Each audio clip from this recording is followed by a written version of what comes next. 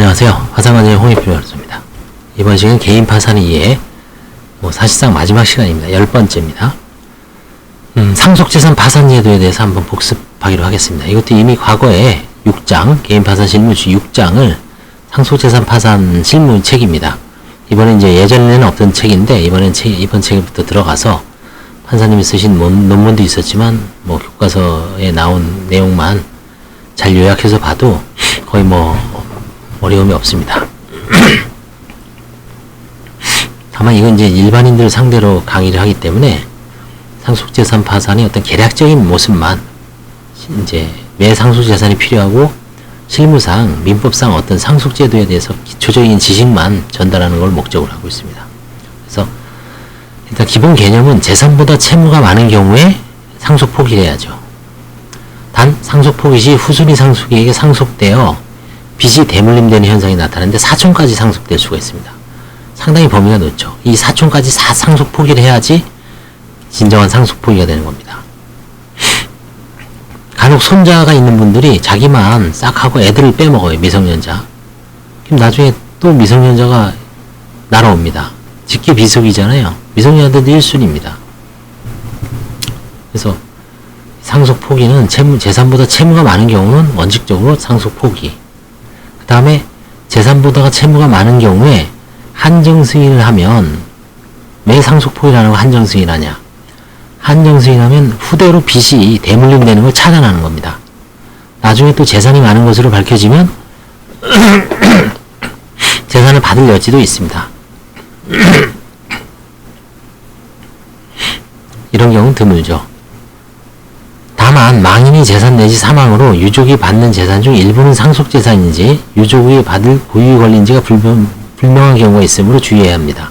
통상 망인이 사망으로 상속인들이 받는 사망보험금은 상속재산이 아닙니다. 유족연금도 마찬가지입니다. 고유재산입니다. 그래서 이런 경우에는 상속을 포기하더라도 그 보험금을 받거나 유족연금을 받는데 큰 지장이 없습니다. 착각을 하고 이거 못 받을까봐 상속을 받는 경우도 있을 수가 있어요. 그래서 상속에 대해서는 이럴 때 이제 변호사한테 정확하게 자문을 얻는 게 좋습니다. 모든 게 그런 게 아니고요. 망인의 교통사고로 돌아가신 분에 대해서는 일부터 상속이 됩니다. 그렇죠? 그거는 그때는 상속 포기나 한정승인을 또 고려를 해야 됩니다. 그 다음에 이제 기업의 규칙에 의해서 돌아갔을 때 어떤 생활 안정자금을 주는 경우, 보통상 보면 이제 유족의 고유 권리를 보는데 퇴직금도 포함돼서 일시불로 줬을 때 퇴직금은 상속된다고 봐야죠. 근데 그게 좀 애매한 경우가 있습니다. 그래서 그런 부분은 변호사의 자문 내지 정확한 상담을 통해서 구현을 해주시기 바랍니다.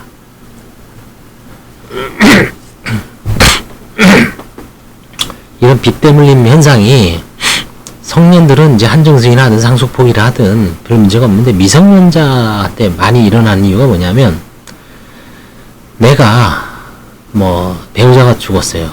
내가 이제 한정승인을 해야 될지 상속 포기를 해야 될지를 결정을 했을 때 무슨 문제가 있냐면, 애들은 미성년자인데 애들은 상속 포기가 유리한지 한정승인이 유리한지를 알 수가 없죠. 행위 능력이 제한되죠. 그런 경우에 또 이해가 상반될 수가 있습니다. 엄마하고 애들하고. 그럴 때 특별대리인 선임해야 돼요. 921초인가 있어요. 그것 때문에 시간이 늦어집니다. 그럼 상속 포기가 한정승인을 3개월에서 6개월 연장하는 걸 해야 됩니다. 그러니까 복잡해요, 이게. 실제 해보면은, 저도 옛날에 한번 해봤더니 연장 결정 한 6개월 정도 해줍니다. 그 사이에 특별대리인 또 선임해서 어떻게 해서 결국은 상속 포기를 했습니다. 특별대리인 선임 절차가 까다로워요. 그러다 보니까 귀찮아. 그냥 자기만 상속 한정승인 하고 애들하고 다 한정승인 하고는 아니면 단순승인 해버립니다. 그냥 놔둔 거죠. 방치한 채로. 그러다 보면 본인은 이제 성년이니까 나중에 면책을 받는데 애들도 파산해야 돼요. 사회생활 아직 시작 안 했을 때. 그런 게 얼마 전에 동아일보 기사인가 60명인가 있다고 나왔죠. 그래서 이제 송기원 의원님이 저희 이제 고향 선배님인데, 그분이 이번에 법률 발의안을 냈죠. 그러니까 미성년자한테는 한정 승인 효력이 자동으로 발생하도록, 단순 승인에도 한정 승인. 근데 이제 거기에 대해서 어떤 변호사님은 그럼 상속 포기는 어떻게 할 거냐? 단순 승인은 어떻게 할 거냐? 할 수 있는지. 뭔가 좀 정합성이 안 맞는다는 취지로, 그 취지는 좋지만, 그렇죠? 그래서 원래는 사실은 지금 현행법의 취지가 맞을 수는 있습니다. 이해관계. 왜냐하면 여자는 이때 항상 보면 특별 대리는 이 여자는 모계 쪽이죠. 그럼 부계 쪽. 그 누구를 선임하냐면 작은 아버지나 큰 아버지, 고모, 아버지 핏줄. 그쪽에서 이제 엄마를 견제하기 위해서 그쪽을 특별 대리해서 얘가 상속 포기를 하는 게 맞는지, 한정 승인하는 게 맞는지 이걸 결정을 해야 됩니다. 마찬가지로 엄마가 돌아가셨을 때는 아버지 쪽, 그렇죠? 엄마가 돌아가셨을 때는 엄마의 형제, 외삼촌이나 이모들을 특별 대리인으로 선임합니다. 그래서 서로 견제하게끔 하게 돼 있어요. 그래서 그런 이제 지금 개정법률도 올라갔는데 어떻게 통과될지 모르겠지만 좀 문제점은 있죠. 동아일보 한번 그 기사를 보십시오. 한정 승인 빚 대밀매임. 거기 이제 그래서 가장 좋은 거는 한정 승인하고 한 사람이 한정 승인하고 나머지는 상속 포기하면 빚이 후대로 안 넘어가니까 가정의 평화도 이루어지고 집안 간에 분란도 없죠. 사촌까지는 좀 멀어도 요즘 사촌까지는 그래도 좀 가깝죠. 사촌이 4개가 있죠. 친사촌, 성이 같죠. 그 다음에 고종사촌, 이종사촌, 외사촌, 다 성이 틀리죠. 그렇죠? 사촌이 4가지가 있습니다. 그래서 그냥 사촌은 종형제라고 하죠. 종형제, 그렇죠? 이종형제, 고종형제, 그렇죠? 이렇게 한문을 쓴 용어가 좀 차이가 나는데 고종형제, 이종형제, 외종형제, 이종형제, 고종형제, 그냥 종형제, 친사촌. 결국 우리나라가 상속 범위가 너무 넓다는 게 문제죠. 좀 줄이면 좋겠습니다만 지금 현행법상은 어쩔 수가 없습니다. 그래서 상속재산 파산제도가 자, 그래서 민법상 상속이 다양한 사례를 한번 보겠습니다. 사례 1. 배우자가 죽었어요. 그럼 생존 배우자가 있고 자녀가 있습니다. 그럼 생존 배우자는 한정 승인하고 자녀는 상속 포기하고 미성년자가 아닌다는 전제하죠. 미성년자는 하여튼 어려워요. 특별대리인 선임해야 됩니다. 이것도 연장 신청해요. 그럼 이제 상속재산 파산은 생존 배우자가 하면 됩니다. 이건 채무자 회생법에 따라서 하는 거죠. 요거는 민법입니다. 한정 승인. 사례 2는 배우자가 사망했고 생존 배우자, 자녀, 손자까지 있습니다. 그럼 생존 배우자는 한정 승인하고 자녀, 손자 각 상속 포기를 해야 됩니다. 네, 생존 배우자가 한정 승인했죠. 상속재산 파산 신청하면 됩니다. 사례 3. 편부모가 사망합니다. 편부모라는 건 이제 한쪽 부모가 먼저 돌아가신 거죠. 그러니까 결국은 이제 자녀들밖에 안 남죠. 자녀들은 이제 부모님 다 돌아가셨으니까 어떻게 할 것이냐. 일부 자녀만 큰언니 아니면 장남만 한정 승인하고 나머지는 다 상속 포기. 그렇죠?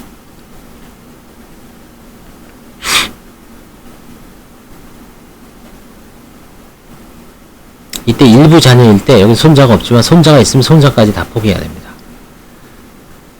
일부 자녀. 사례 4. 미혼 자녀 사망. 미혼 자녀 사망일 때 부모가 있어요. 부모 중 일부는 한정 승인, 부모 중 일부는 상속 포기. 공동으로 한정 승인해도 상관없습니다. 부모 일부, 그렇죠? 부모 전부 한정 승인해도 되고요. 사례 5. 기혼 자녀가 사망했어요. 기혼 자녀, 결혼한 자녀가 사망을 했는데 생존 배우자는 있고, 그러니까 며느리나 아니면 사이가 있고 자녀가 없을 시에는 부모 공동상속입니다. 부모와 배우자가 공동상속합니다. 그래서 생존 배우자와 부모 일부는 한정승인하고 일부는 상속 포기하면 됩니다. 생존 배우자와 부모 일부는 한정승인합니다. 기혼 자녀가 사망을 하고 생존 배우자, 자녀가 있을 시 부모는 상속권이 없습니다. 이게 가장 일반적인 모습이죠. 결혼하고 자녀 있을 때 부모는 상속권이 없습니다. 자녀가 없을 때만 상속권이 있습니다. 생존 배우자, 자녀 한정승인하고요. 생존 배우자, 자녀 한정승인 하면 됩니다. 물론 여기서 생존 배우자, 자녀가 한정승인하고 자녀는 상속 포기를 해도 상관없습니다. 이런 게 일반적인 거기 때문에 이제 여기서 다 상속 포기를 하면 이제 그 다음 단계로 넘어갑니다. 1순위는 직계 비속, 2순위는 직계 존속, 3순위는 형제 자매. 직계 비속, 직계 존속, 3순위 형제 자매, 4순위가 사촌 이내의 친족입니다. 거기서 이제 배우자는 공동 상속이죠. 직계 비속과 그다음에 직계 존속. 그죠? 2분의 0.5 범위 내에서. 자, 그래서 이게 민법의 다양한 사례인데 결국은 한정승인자가 상속재산 파산을 신청하는 겁니다. 그럼 이제 이거는 사실은 상속재산 파산을 안 하고 한정승인만 하고, 한정승인은 뭐 간단합니다. 재산 목록 제출하고요. 그 다음에 신청인들의 의사를 확인하는 인감 첨부해서 내고요. 그 다음에 뭐 재적 등본 가족관계 증명서 기본 서류 내고 재산 목록 내고 판사가 결정하고 그거를 신문에다가 공고까지만 하면 끝나는 겁니다. 그리고 나서는 이제 아까 얘기했지만 민법에서 관제인 같이 역할을 하는 사람이 있어야 됩니다. 돈을 나눠주는 사람이 있어야 돼. 그게 채무자 본인, 한정승인 채무자 본인이 될 수도 있고, 본인이 자신 없으면 변호사 선임할 수도 있고, 법무사로 선임할 수도 있고, 아니면 그냥 누구한테 도움을 받을 수도 있고, 하여튼 누굴 선임하는 건 자유인데 제대로 법 순위에 맞게 변제를 해야 되죠. 그 절차에 맞게 또 환가를 해야 되고, 잘못하면 재산이 누락돼서 아니면 은닉 소비돼서 단순순이 돼버릴 수도 있거든요. 실수를 하면, 아니면 고의적으로 문제 안 되겠지 하고. 그래서 이제 그 변제를 민법상 임의 변제를 할 수 있습니다. 한정승인 채무자가 재산을 정리해서 나눠줘야 하는데 재산 변제 순위에 착오가 있을 수가 있어요. 세금을 먼저 변제해야 되거든요. 잘못 나눠준 경우가 있을 수 있으므로, 그 다음에 세금끼리는 어떻게 하냐, 세금과 사대보험은 어떻게 하냐, 다 n분의 1로 나눠줘야 돼요. 그 다음에 망인의 근로자가 있죠. 근로자가 있을 수 있잖아요. 근로자 임금은 특별법상 최우선 변제가 있죠. 3개월 퇴직금하고 3년 퇴직금, 3개월 임금. 그러니까 그런 법률을, 그 다음에 또 재단 채권 되는 게 있을 수가 있거든요. 장애인 고용 부담금 같은 거. 그런 거를 민법상 잘 법률에 밝은 사람이 나눠줘야 되는데, 그러니까 관제인, 변호사들도 잘 모를 수가 있어요. 관제인 정도는 잘 알 겁니다. 관제인을 해봤거나 아니면 관제인 업무를 하고 있는 변호사를 선임을 해서 배당 절차를 진행하는 게 맞죠. 근데 이제 이렇지 않고, 나 그냥 가정법원 한정승인 결정 후 회생법원에 상속재산 파산을 신청하겠다. 그럼 그때는 이제 저희 같은 관제인이 알아서 돈으로 바꿔서 나눠줍니다. 포기할 거 포기하고. 그래서 여기서 이제 갈등이 생기죠. 민법상 임의변제로 그냥 돈 조금 주고 아니면 내가 스스로 한번 해볼까. 장례비도 적어내는데, 아니면 한정승인 후 한정승인까지 똑같이 하는 거죠. 상속재산 파산을 신청할 것인가.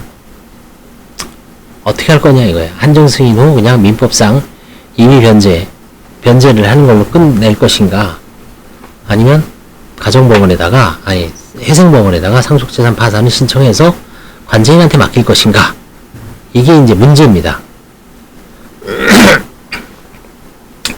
예전에 상속재산 파산 신청이 활발하지 않을 때는 저는 딱 2번 해왔습니다. 민법상 임의변제를. 상속재산, 파산 관제인 업무를 하고 있으니까 거기에 준해서 채권 신고도 받고, 그 다음에 배당표도 나눠주고, 다 나눠준 거 또 공고하고, 공고가 아니라 채권자들한테 나눠주고, 최종적으로 이제 계산 보고까지 채권자한테 나눠주고 이렇게 종결됐습니다. 그러고 나서 뭐 아무 문제 없어요. 뭐 따지는 사람도 없고, 그쵸? 아, 돈 들어왔구나. 오케이. 그래서 한 2번 해보니까 뭐 별거 아니에요. 그래서 이제 그것 때문에 이제 또 글을 쓰니까 블로그를 보고 어떤 후배가 또 찾아와서 지금 그건 이제 몇 년째 지금 딜레이 하고 있고요. 그리고 나니까 이제 2017년부터 서울 해생법원에서 상속재산 파산을 가정법원하고 연계해서 활성화 시키려고 노력을 했죠, 판사님들이. 관제인들도 이제 하나씩 해보면서 전부 이제 지금 이제 뭐 상속재산 파산은 뭐 수십 건, 10건 이상을 한 것 같아요. 10건 이상. 지금도 크다고 한 8천 정도 되는 거, 한 4년째, 2018년 사건, 19년 사건인가? 18년 사건인가? 하나 하고 있습니다, 아직도. 전부 개인 사찰에서, 그쵸? 지부인 하는데 아주 골탕 먹는데, 이제 조만간 끝납니다. 그래서, 그냥 민법상 임의변제를 할 것인가, 상속재산 파산을 할 것인가, 뭘 할 것인가를 잘 근데 여기 이제 장단점이 있어요. 제가 이렇게 보니까. 이건 그때 이제 변호사들 상대로 할 때도 이거를 강조를 했는데, 제가 이제 2개를 다 해보니까 장단점이 있는 것 같더라고요. 민법상 임의변제에서는 자동차와 부동산은 경매 절차에 예의해야 한다. 경매를 하는 게 원칙입니다. 근데 민법상 임의변제 때 이것도 반드시 경매를 안 했을 때 그게 위법이냐?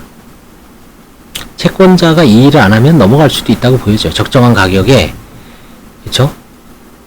부동산을 뭐 매각을 하거나 적정한 가격에 자동차를 매각을 한 대금을 경매 절차가 우선인 원칙이 반드시 강행법규로서 만약에 거기에 위배되어 무효나 취소할 정도는 아닌 것 같아요. 결국 이제 임의법규가 아닌가.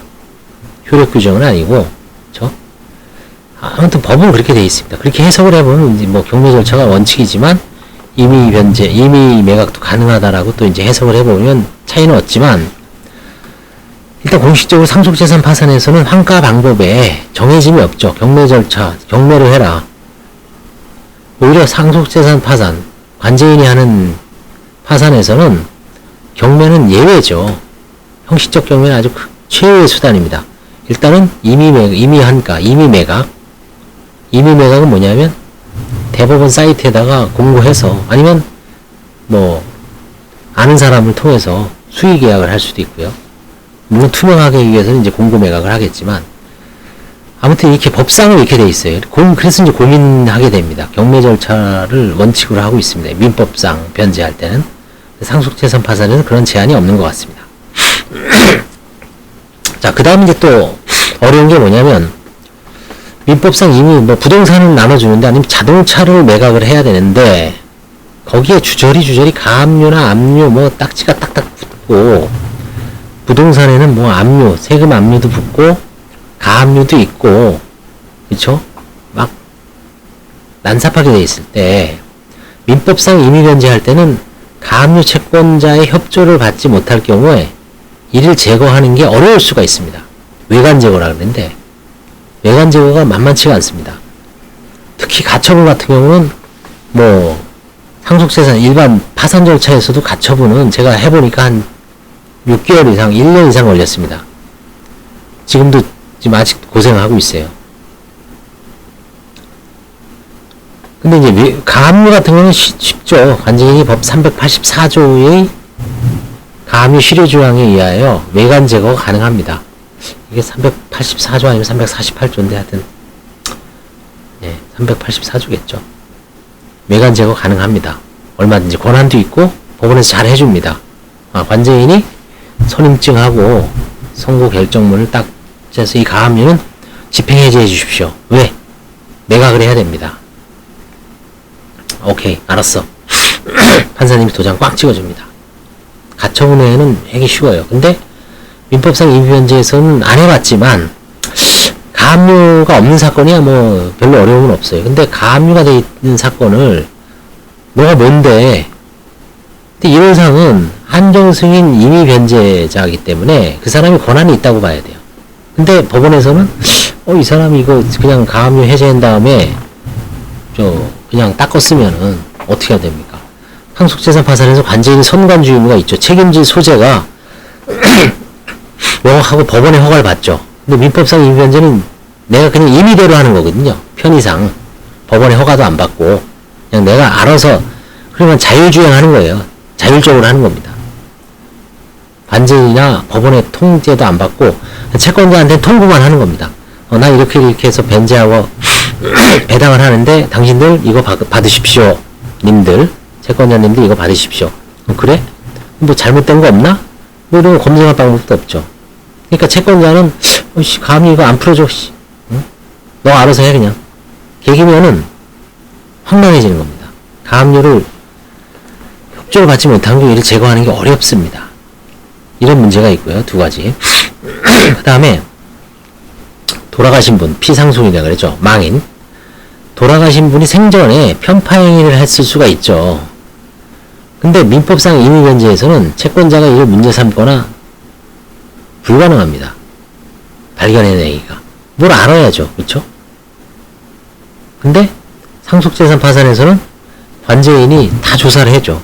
망인의 사업자금, 망인의 통장 뒤져보니까 뭐 막 편파 변제가 돼 있고, 그 다음에 제가 한 거는 망인이 죽기 전에 아버님이 이제 죽었을 때 먼저 죽죠. 어머니 명의로 이제 상속재산 협의 분할을 해서 자기가 포기했어요. 그래서 야 이거는 부인할 수 있다. 그래서 제가 여기 딱 맞춰서 생전행위를 관제인이 부인할 수 있다는 398조인가 7조에 이제 준용행위가 있습니다. 준용할 수 있는 규정이 있어요. 그래서 이제 신청을 했죠. 부인 청구를 했는데 저쪽에서는 맞는데 포기한 건 맞는데 그 전에 이미 자기 아버지한테 사업자금을 1억 이상 갖다 쓴 거예요. 그러니까 이제 그 포기한 게 맞죠. 이미 먼저 선급을 땡겼으니까 꼬아갔으니까 말아먹었어요. 그러니까 그거는 당연히 너무 포기해라. 일종의 상계를 주장하는 거죠. 그래서 취하했습니다. 아무튼 상속재산 파산에서는 부인 소송이 일어날 개연성이 높습니다. 그다음 민법상 임의변제는 비용이 절약되죠. 뭐 본인 스스로 하면 돈 안 들죠. 실수를 안 한다는 전제하에.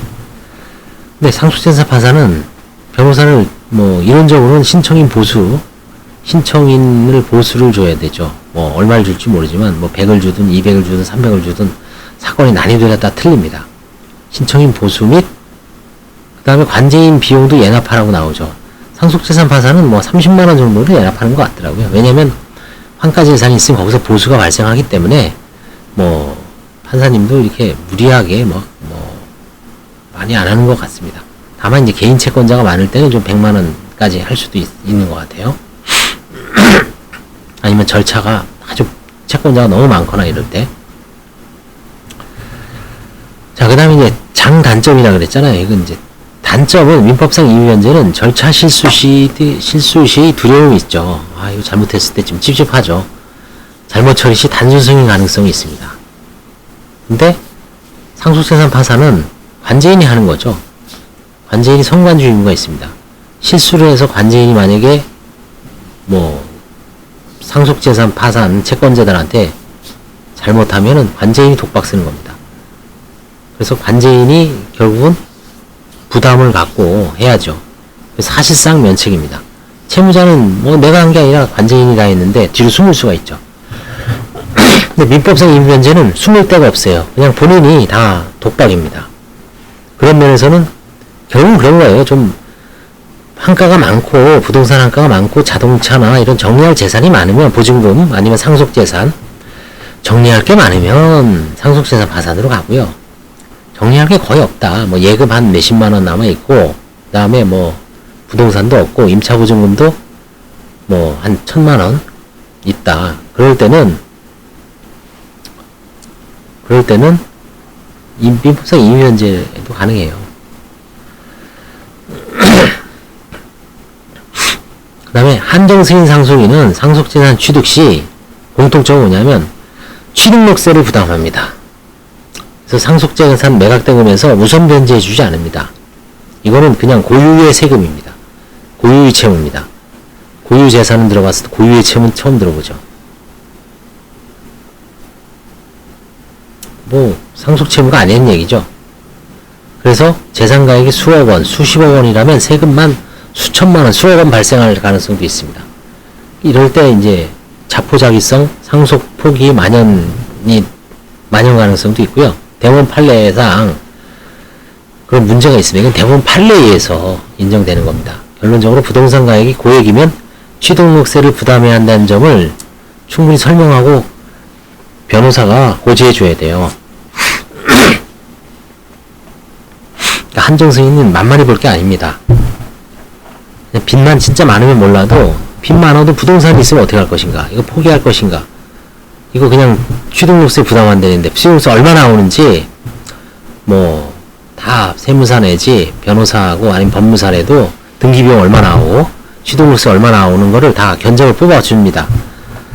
그래놓고 할 것인가 말 것인가 가정의 평화 아니면 채권자들한테 일일이 다 내가 해줘야 될지 그걸 정해야 됩니다. 세금도 내야 될지, 그 다음에 이 세금은 내가 부담이 되는데 이걸 내가 그 정도 부담할 능력은 되는지, 그 다음에 한정승인이 일부 재산, 가액재산이 수십만원 수백만원이 나고 이를 장례비로 퉁치는 경우가 있는데 뭐 이런 설이 있을 수는 있지만 엄밀한 얘기하면 아직은 장례비를 재단채권까지 승격시켜서 완전한 재단채권이라고 하는 견해는 없습니다.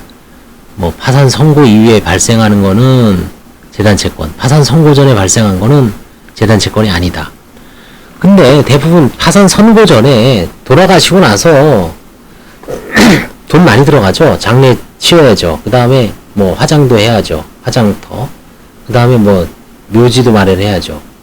거기에 들어간 돈은 하나도 인정 안 해주면 파산 선고 후에 뒤늦게 인정하는 게 뭐가 있을까요? 이제 생각해 볼 수가 없으니까 눈 가리고 앙하는 거죠. 파산 선고 전후로 나누는 거는 좀 제가 보기엔 뭐 별로 의미가 없어요. 그냥 차라리 그냥, 그 다음에 차라리 이거는 장례비는 교통사고 손해배상처럼 가정유례 준칙상 일정 금액만 그냥 공제해 주는 게 낫지 않을까 싶어요.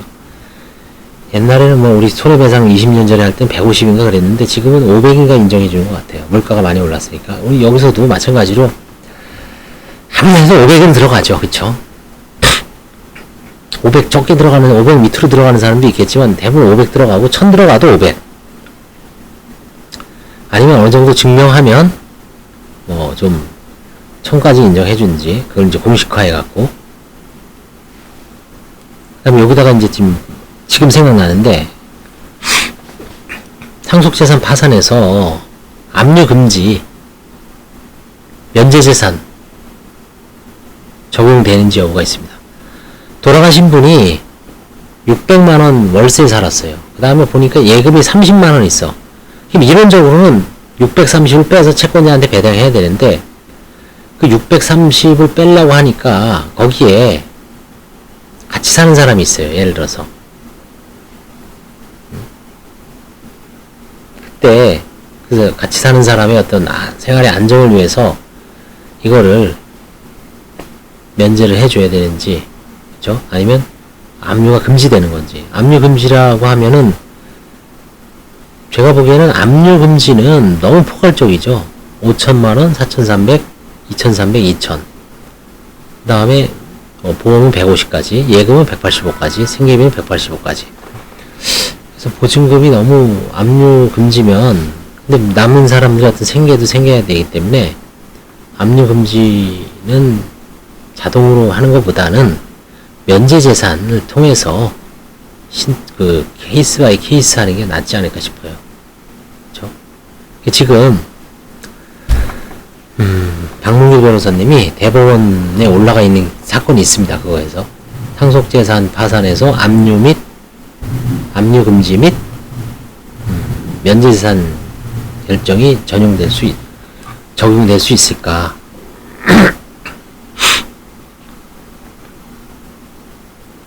그래서 상속재산 파산은 이런 쟁점이 있기 때문에 특히 변호사 최초의 사건을 만나는 변호사 입장에서는 이 두 가지를 장단점을 잘 얘기를 해주고 당사자가 합리적인 선택을, 최적의 선택을 할 수 있도록 자문을 해주는 게 중요하다고 봅니다. 이것도 다는 아니에요. 상속재산은 사실은 펴놓고 그 모든 걸 다 따져봐야 됩니다. 상속사건이 아주 쉽지가 않아요, 사실은. 그죠? 뭐 대부분 그냥 뭐 없이 사는 그냥 빚덩이다 그러면 별 문제는 없지만, 빚도 있고 재산도 있고, 그쵸? 그 재산이 또 여러 가지 형태로 분산되어 있는 경우에 이거를 부동산은 상속폭이, 부동산 등록세, 취득세가 얼마나 나는지까지 다 따져야 됩니다. 그 다음에 남아있는 사람이 상속인인지 공동상속인인지 아니면 임차보증금이 승계인인지 이런 여러 가지 따져서 해야 됩니다. 그 다음에 이제 오늘 10번째 시간인데, 면책불허가 사유는 따로 하지 않게요. 따로 그 자세한 그 동영상이 있기 때문에 면책불허가 사유는 이제 다시는 하지 않고요. 면책불허가 사유로 이제 한 장으로 정리한 게 있었죠. 사기파산죄, 요 두 가지.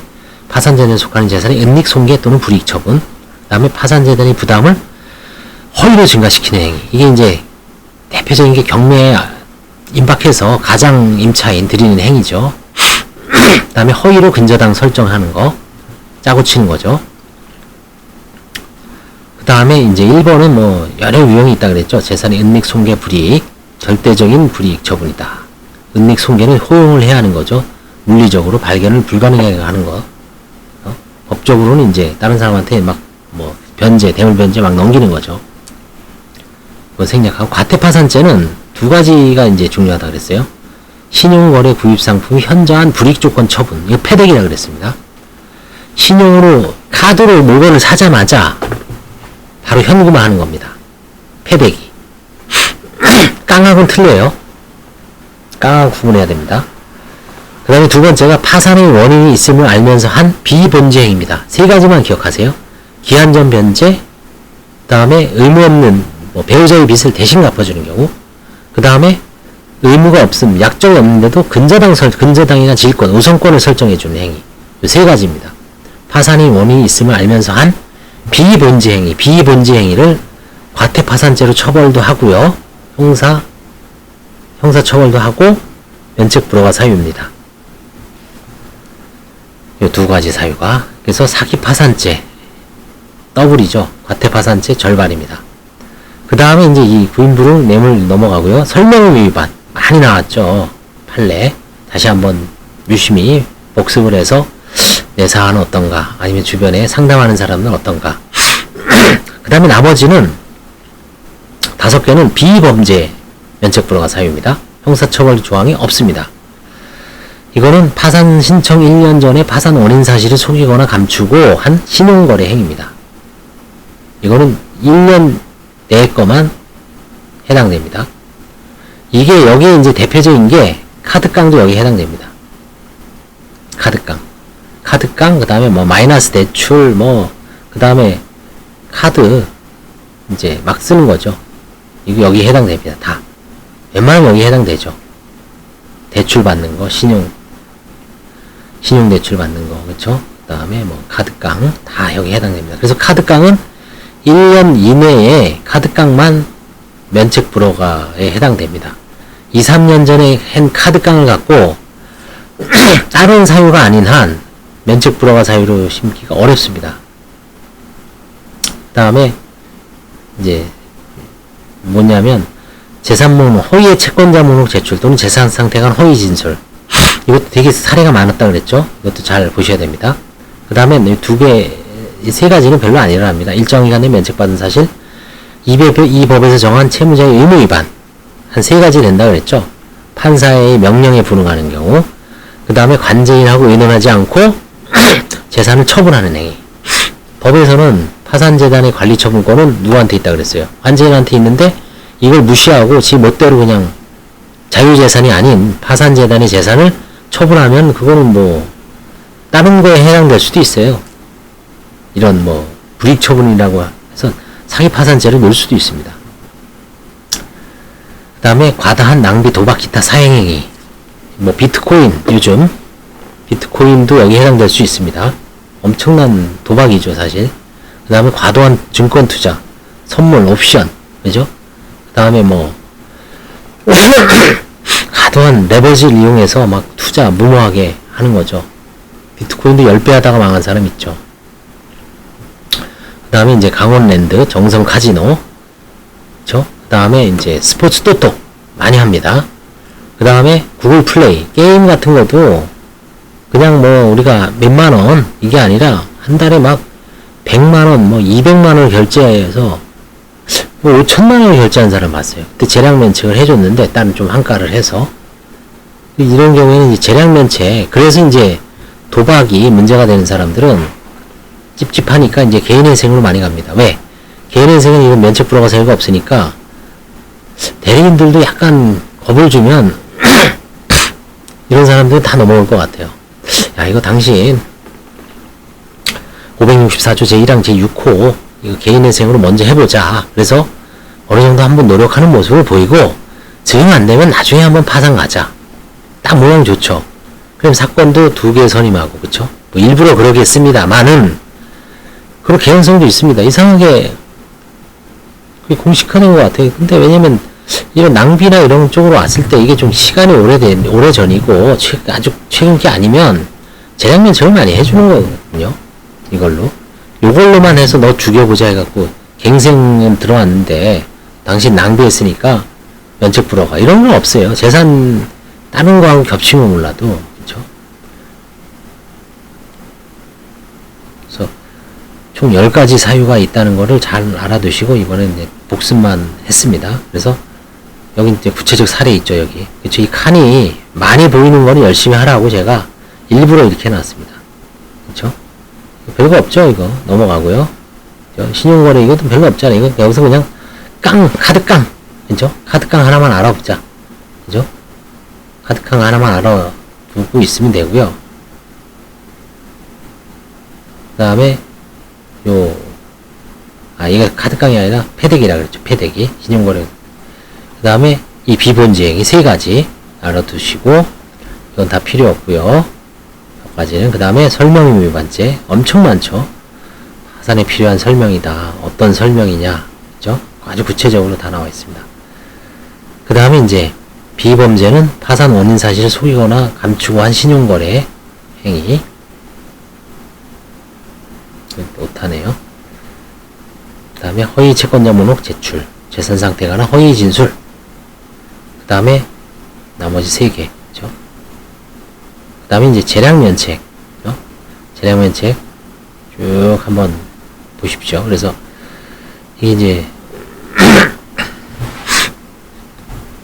이 사회 소외계층 개인 파산 실무는 이제 그 당시에 메인이기 때문에 이거는 여러분들은 개인 파산 면책 사례 있잖아요. 그걸로 다시 만날 수가 있기 때문에 이거는 이제 생략을 하겠습니다. 그래서 오늘로써 10번째 조금씩 한 10분, 많은 건 한 30분, 40분 정도 나눠서 했는데 개인 파산에 대해서 한번 이게 아마 가장 압축적으로 돼 있을 수가 있어요. 가장 좋은 건 이제 교과서에 있는 건데 교과서는 워낙 많고 일반인들한테도 필요 없는 것도 있고 이해가 안 되는 경우도 있고 짜증나기도 하고, 그쵸? 그래서 요 강의 최근에 한 거 개인 파산 이해 1부터 10까지 요거 하고 그 다음에 면책 불허가 사유 최근에 찍은 거요. 과거에 찍은 거보다 최근에 찍은 거. 그 다음에 상속재산 파산. 요 3가지는 잘 알아두시고 이건 무조건 그냥 잘 봐두시고 감을 익히신 다음에 나머지는 그냥 그때 제도의 파산 들어가 보면 제도의 파산도 한 10개 있죠. 그 다음에 채권자 파산 검색해서 들어가서 읽어보시고 그 다음에 동시폐지가 뭐냐, 동의폐지가 뭐냐, 이런 거구나. 그럼 그냥 20페이지가 뭐냐, 알고만 계시면 돼요. 재산채권이 뭐냐, 그쵸? 그 다음에 이제 비면책 채권 중요하죠. 비면책 채권에 관한 소송만, 이거. 어차피 제가 많이 떠든 거는 중요한 걸 위주로 떠들기 때문에, 이래다가 이제 계속 어차피 뭔가 글을 메모해 놨다가, 페이스북이든 아니면 완전히 밴드에 있는 거를 무조건 기억이 나면 거기다 일단 적어 놓습니다. 그리고 나중에 그게 이제 다시 또 이제 사례를 하거나 계속해서 이제 나오기 때문에 포스팅을 하거나 블로그에다 올리고 카페에다 올리기 때문에 어디서든 볼 수 있을 거예요. 그리고 뭐 나 혼자만 알고 있는 게 아니라 공시에서 거기에 어떤 뭐 관제인이나 아니면 일반인들의 의견도 다르면 이제 참고를 하고 있어요. 소통을 하고 있죠. 그래서 이제 개인 파산 1부터 10까지 이제 강의를 마치고 다음에는 더 좋은 내용으로 찾아뵙겠습니다. 감사합니다.